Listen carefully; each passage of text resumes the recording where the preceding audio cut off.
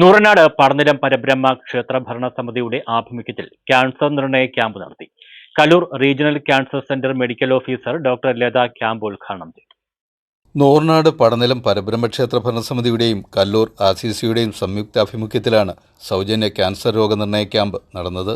Kallur regional cancer centre medical officer doctor Latha camp ഉദ്ഘാടനം ചെയ്തു.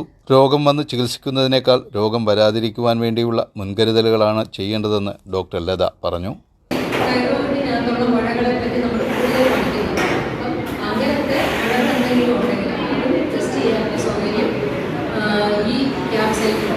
പുരുഷന്മാരിൽ കൂടുതലായിട്ട് കണ്ടുവരുന്നത് വായിലും തൊണ്ടയിലും ക്യാൻസർ, പ്രോസ്റ്റേറ്റ് ക്യാൻസർ, ലങ്സിലെ ക്യാൻസർ, ഇതെല്ലാം എല്ലാവരും പറഞ്ഞതുപോലെ തന്നെ പുകയില ജനിതകമാണ്.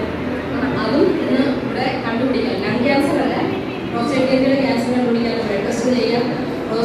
വായിലും തൊണ്ടയിലും ക്യാൻസറിനുള്ള ക്ലിനിക്കൽ പരിശോധന ചെയ്യാനുള്ള സംവിധാനമുണ്ട്. ക്ഷേത്ര ഭരണസമിതി പ്രസിഡന്റ് രാധാകൃഷ്ണൻ രാധാലയം അധ്യക്ഷനായിരുന്നു. Secretary K. രമേശ് സ്വാഗതം പറഞ്ഞു.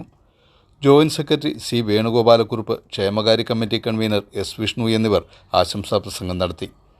Medical officer Jaseena, health inspector Sharath Chandran, PHN Pushpakumar, JHI EV Pramod, മറ്റ് ജീവനക്കാർ തുടങ്ങിയവർ നേതൃത്വം നൽകി. News bureau, Charummood.